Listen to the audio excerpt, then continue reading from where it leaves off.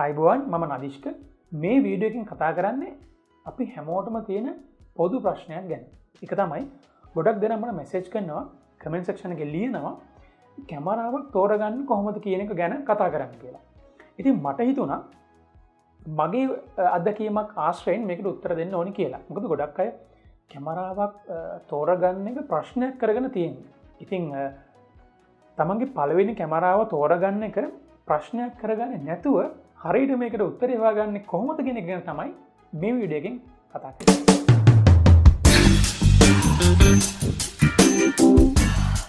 ඉතින් ෆොටෝග්‍රැෆි මේ ෆීල්ඩ් එකට එන්න බලාපොරොත්තුවෙන් එන්න හදන අපේ හිතවතුන්ට තියෙන පළවෙනි ප්‍රශ්නේ තමයි මේ කැමරාවක් මිලදී ගන්න කොහොමද? නැත්නම් කැමරාවක් තෝරගන්නේ කොහොමද? ඉතින් ගොඩක් දෙනා මන්ද කරලා තියෙනවා දැන් Facebook එකේ තියෙන groups වල ගොඩක් අය අහන ප්‍රධාන ප්‍රශ්නයක් ඒක. මම හිතන්නේ ඒ එකම ප්‍රශ්නේ ගොඩක් අය දැකලා තියෙවට කොහොමද මොන වගේ උත්තරද හම්බෙලා තියෙන්නේ කියලා. නමුත් ඒ ප්‍රශ්නේ නැවත අහනවා. ඉතින් මට හිතුණා එහෙම ඒක පළවෙනි කැමරාව මිලදී ගන්න එක ඇයි ප්‍රශ්නයක් කරගන්නේ. ඉතින් මට හිතුණා මගේ අත්දැකීමක් උදාහරණයකට අරගෙන ඒකට වෙනස් විදිහේ උත්තරයක් දෙන්න. ඉතින් මම හිතනවා මේ තමන්ගේ පළවෙනි කැමරාව මිලදී ගන්න එක අපේ හිතවතුන් ගොඩක් දුරට නිකන් ඒක සමාන කරන්න පුළුවන් නිකන් පෘථුවියේ ඉඳන් අඟහරුවට හෝ මේ චන්ද්‍රයා වෙත හෝ යානයක් යවන ප්‍රොසෙස් එක වගේ හිතනවා අපි පළවෙනි කැමරාව ගන්න එක. ඒ කියන්නේ ඒ තරම් සංකීර්ණ විදිහට හිතනවා ඒ ගැන. ඉතින් ඒ වගේ සංකීර්ණ විදිහට මේ ගැන හිතන්න යන්න එපා. මම කියන්න මම මුලින්ම කැමරාවක් මිලදී ගන්න කලින් මංගාව තිබුණ කැමරාවෙන් මම බොහෝ වැඩ කරා. ඒක ඇත්තට මට මේ තෑග්ගක් විදිහට හම්බුණ කැමරාවක්. මම හිතන්නේ දැනටමත් ඔයගොල්ලෝ මගේ වීඩියෝ බලලා තිනවනම් මම මේ කැමරාවෙන් කරපු ෂූට් එකක් පවා මේ වීඩියෝ වල දාලා තියෙනවා. ඉතින් ඒක තමයි Nikon D40 කැමරාව. ඒකට තිබුණේ 18:55 ලෙන්ස් එකක්. ඉතින් මම ඔන්න මගේ එක්ස්පීරියන්ස් එක තියෙන්නේ 2009 වර්ෂයේ. ඉතින් මට chance එකක් හම්බෙනවා මේ ටෙලිනාට්‍යයක පින්තූර ගන්න. ඒක මට නිකන් හම්බෙන chance එකක්. ඉතින් එතකොට මම විශ්වවිද්‍යාලයේ මම හිතන්නේ 3 වෙනි වසර වගේ ඉගෙන ගන්න ශිෂ්‍යයෙක්. මේක තිබුණේ මේ අනුරාධපුර පාරේ ගල්ගමුව කියන ප්‍රදේශයේ තමයි මේ ටෙලිනාට්‍ය රූගත කරේ.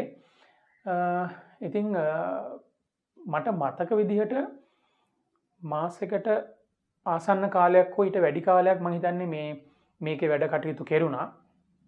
ඉතින් ඔය සම්පූර්ණ කාලෙම මම ඔය ටෙලිනාට්‍යයේ රූගත කිරීම වල සම්බන්ධ වෙලා ඒ පින්තූර ගන්න වැඩේ නිරත වෙලා හිටියා. ඉතින් මට තිබුණේ මම ඔය කිව්ව D40 කැමරාවයි 18:55 ලෙන්ස් එකයි.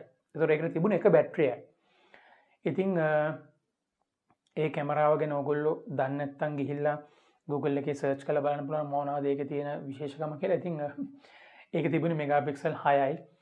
ඉතින් සහ මට මතක ඒකේ ISO එකත් 1600ට වඩා වැඩි කරන්න බෑ. සාමාන්‍යයෙන් ඒක 1600 පින්තූර ගන්න ටිකක් අමාරුයි. මොකද නොයිස් එක ටිකක් එනවා. මොකද ඒකේ උපරිම ISO එක 1600 යන්න පුළුවන්. ඉතින් මම තනි බැටරියක් තමයි මට තිබුණේ. මොකද සාමාන්‍යයෙන් රූගත කිරීමක් ඒක දිවා රෑ දෙකේම සිද්ධ වෙන වැඩක්. ඉතින් සාමාන්‍යයෙන් දවසට පැය 10ක් 12ක් වගේ ෂූටින් වැඩ යනවා. ඒ කියන්නේ ටෙලිනාට්‍ය behind the scenes මම ෂූට් කරන්නත් ඕනේ. ඒ වගේම තමයි ඒ රංගපාන නළු නිලියන්ගේ තියෙන ඒ ඉමෝෂන්ස් ඒ ඇක්ට් එක මම ෂූට් කරන්නත් ඕනේ. ඒක දෙකක්. ඉතින් කොහොම හරි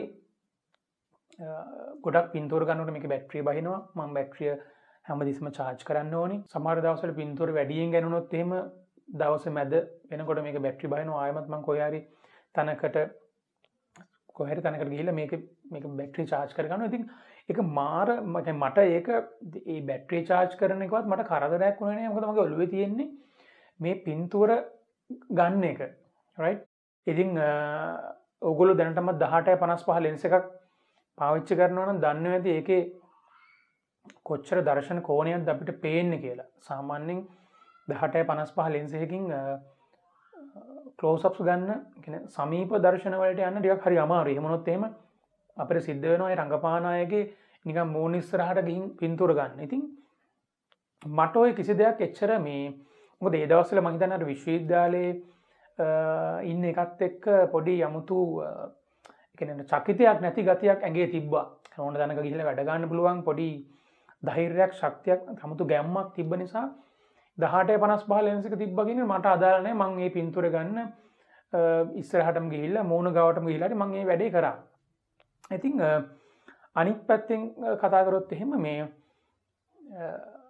ඒකෙදි දැන් සාමාන්‍යයෙන් ඔයගොල්ලෝ දන්නවද දන්නේ ටෙලිනාට්‍යයක පින්තූර ගන්න පුළුවන්. ඒකේ ටෙලිනාට්‍ය රිහර්සල් එක තමයි. ඒ කියන්නේ අපි මොකක් හරි සීන් එකක මොකක් හරි දැන් ෂොට් එකක් ගන්න ලෑස්ති කරලා තියෙනවා නම් ඒක රූගත කරන්න කලින් පොඩි රිහර්සල් එකක් යනවා. ඉතින් එතනදී පමණයි මට පින්තූර ගන්න පුළුවන්. මොකද ෂටර් රිලීස් බටන් එකේ අර චටස් ගාලා සද්දය ඇහෙන නිසා රෙකෝඩින් කරද්දී ඒ කියන්නේ රෙකෝඩ් කරනකොට ටෙලිනාට්‍ය මට පින්තූර ගන්න බෑ.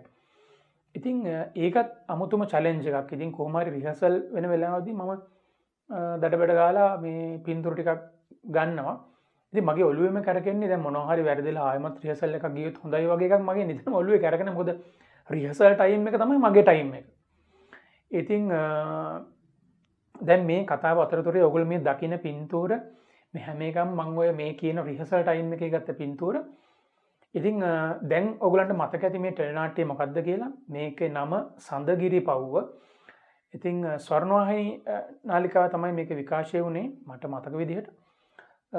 මේකේ අධ්‍යක්ෂණය කරේ සමන් කුමාර ලියනගේ. මේකේ කැමරාකරණය කළේ මේ බුද්ධික ඉන්ද්‍රජිත්. ඉතින් මට මතක විදිහට මේ ටෙලිනාට්‍යයට සම්මාන කිහිපයකුත් හම්බුණා. මට හරියටම මේක කියන්න තරම් මතකයක් නැහැ. මට මතකයි මේකට සම්මාන කිහිපයක් හම්බුණා. ඉතින් මට සමහර වෙලාවට මේ සමන් අය ඇවිල්ලා කියනවා මේ මල්ලි ඔයාට ඕනි පින්තූර ටික ගන්න. ඔයා කියලා ගන්න එක නලිනන්ට කියලා ගන්න. ඒගොල්ලෝ කොහොමද ඉන්න ඕනි කොහොමද පෝස් කරන්න කියලා ගන්න. ඒක මට මොකද මම කිසිම වෙලාවක එහෙම පින්තූර ගත්තේ නැහැ. සමහරට මං හිතනවා සමන් අයට හිතුණාද දන්නේ මම මේ හරියට වැඩේ වෙනවද දන්නේ නැහැ. මොකද මම මුකුත් කියන්නේ නැතුව නිකන් ඔහේ පින්තූර ගන්න එකක් විතරයි කරේ. මං හිතන්නේ මම එකට කැමති වුණා. මොකද මේ එහෙම පෝස් කරලා හදලා ගන්නට වඩා මම අර කැන්ඩිඩ් ෂොට්ස් වලට තමයි ගොඩක් ආස වුණේ. ඉතින් මම හැමතිස්සෙම උත්සාහ කරේ නැචරල් ඒගොල්ලෝ ඇක්ට් කරන එකේ පින්තූර ගන්න. මට ඇත්තටම කියන්න අවශ්‍ය වුණේ මේ ඔයගොල්ලෝ දකින හැම පින්තූරයක්ම මම ගත්තේ ඔය කිව්ව කැමරාවේ මට නිකන් තෑග්ගක් විදිහට හම්බ වෙන කැමරාවේ. මට කවදාවත් හිතුනේ නැහැ පින්තූර ගන්න අවස්ථාවේ මේ කැමරාවේ මෙගාපික්සල් 6යි තියෙන්නේ කියන එක. රයිට්. ඉතින් මේ වෙද්දි මොකද අපි මෙගාපික්සල් පස්සේ යනවා. අපි බලනවා මෙගාපික්සල් වැඩි කැමරාවක් අපි ගන්න. සහ මට හිතුන්නේ කවදාවත් මේක ISO එක මීට වඩා තිබ්බනම් හොඳයි කියන හැඟීම මට ආවේ නැහැ.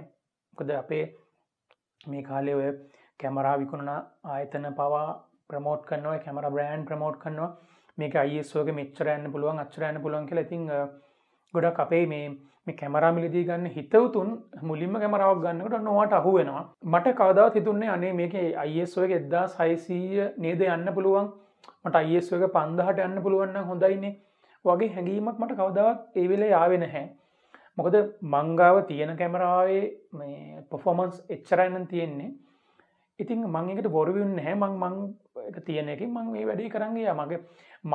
මට තිබ්බ එකම චැලෙන්ජ් එක ලස්සන පින්තූරයක් ගන්න. මොකද ඒ දවස්වල දැන් විශ්වවිද්‍යාලේ ඉගෙන ගන්න මේ විද්‍යාර්ථයෙක් විදිහට ඉන්න නිසා අපි ඉගෙන ගන්න දේවල් එක්ක මට ඕනේ ඉගෙන ගන්න දේවල් අපි විශේෂයෙන් කිව්වොත් එහෙම කම්පොසිෂන් වගේ දෙයක් මම උත්සාහ කරනවා නිතරම මේකේ try කරන්න මොනවා හරි අපි ඉගෙන ගත්ත දේවල් මෙතනදී මට අත්දැක බලන chance එකක් මට හම්බ වෙනවා. I think මං ගොඩක් enjoy කරා ඒ වැඩේ. ඔන්න ඔය විදිහට තමයි මගේ ඔය මේ ටෙලිනාට්‍ය පින්තූර ගන්න වැඩේ සිද්ධ වුණේ. ඉතින් මං ඇත්තට මේක කියන්න අවශ්‍ය උනේ Tamanට ලැබෙන අවස්ථාවෙන් ප්‍රයෝජනය ගන්න හිතන එක තමයි ඇත්තට මුලින්ම කරන්න ඕනේ. ඉතින් ප්‍රශ්නයක් කරගන්න එපා Tamanගේ පළවෙනි කැමරාව ගන්නේ කොහොමද කියන එක. මොකද මට හිතෙනවා Tamanට මේ වෙලාවේ Tamanගේ අතේ තියෙන සල්ලි වලින් Tamanට පුළුවන් Tamanට පහසු Taman කැමති කැමරාවක් ගන්න. මොකද හිතන්න එපා කවදාවත් ඔයා ගන්න පළවෙනි කැමරාව ඔයා ගන්න අන්තිම කැමරාව නෙමෙයි. ඔයා ගන්න පළවෙනි කැමරාව ඔයා ගන්නේ වැඩ කරන්නනේ. ඉතින් වැඩ කරන්න ගන්න කැමරාව සම්බන්ධයෙන් ලොකු දේවල් හිතන්න යන්න එපා. ඒක ප්‍රශ්නයක් කරගන්න එපා. ඉතින් ප්‍රශ්නයක් කරගන්න ඕනේ ඔයා කරන වැඩේ නිර්මාණාත්මක එළියට දාන්න කොහොමද කියන එක තමයි ප්‍රශ්නයක් කරගන්න ඕනේ. දැන් ප්‍රශ්නයක් කරගන්න බෑ. ඔයා මේ රෙකෝඩ් කරගන්න මිලදී ගන්න ඩිවයිස් එක ගන්න කොහොමද කියන එක ප්‍රශ්නයක් කරගන්න එපා කොහෙත්ම. ඒක සංකීර්ණ ගැටලුවක් නෙමෙයි. මම යෝජනා කරනවා ඔයාගේ පළවෙනි කැමරාව ගන්න එක මොකක් හරි ගන්න. ඒක මං කියනවා ඒක එක්කෝ සෙකන්ඩ් හෑන්ඩ් කැමරාවක් වෙන්න පුළුවන්. එහෙම නැත්නම් දැන් මේ දවස්වල වෙළඳපොලේ තියෙන අඩුම කැමරාව වෙන්න පුළුවන්. රයිට්? ඔයා ගාව දැන් මේ මොහොතේ තියෙන මුදල් ප්‍රමාණයට ගන්න පුළුවන් සාමාන්‍ය කැමරාවක් මුලින්ම ගන්න මිල අඩුම කැමරාවක් ගන්න. රයිට්? ඊට පස්සේ ඔයාට එතනින් එහාට යන්න පුළුවන්. ඔයාටම තේරෙයි ඔයා දැන් මොන වගේ කැමරාවකටද යන්න ඕනේ කියලා. එක මගේ උදාහරණයකින් කිව්වොත් එහෙම මම මගේ පළවෙනි කැමරාව ගැන මම සල්ලි දීලා මිලදී ගන්නේ 2010 2011 වගේ තමයි මම මගේ පළවෙනි කැමරාව ගන්න. ඒ වෙනකම් මම 1855 ලෙන්ස් එකකින් තමයි වැඩ කරේ. මගේ විශ්වවිද්‍යාලයේ අවුරුදු 4ම පුරාම වැඩ කරේ 1855 ලෙන්ස් එකකින්. ඉතින් සමහර විට ඒ ලෙන්ස් එකත් එක්ක මම ගොඩක් වැඩ කරපු නිසා මම මහිතන්නේ මගේ Canon මම ගත්තේ 2011 Canon කැමරා එකක් 600D කැමරාව. ඒකේ මම ගත්තා මේ 18-200 ලෙන්ස් එකක් එක්ක තමයි මම මේ කැමරාව ගත්තේ. එතකොට මම හිතන්නේ මම එතකොට ඒ කැමරාවට ආපු ඒ කිට් එකත් එක්ක ආවේ 1855 ලෙන්ස් එකක්. ඉතින් මම 1855න් ඒ අවුරුදු මම හිතන්නේ 5ක විතර කාලයක් මම වැඩ කරපු නිසා මම දැන් දන්නවා ඒකට එහා මට ලෙන්ස් එකක් අවශ්‍යයි. රයිට්? ඒකයි මම 18-200 ලෙන්ස් එකකට ගියේ. ඉතින් ඒ වගේ ඩිසිෂන් එකක් Tamanටම ගන්න පුළුවන්. ආයි වෙන කෙනෙක්ගෙන් අහන්න ඕනේ නැහැ.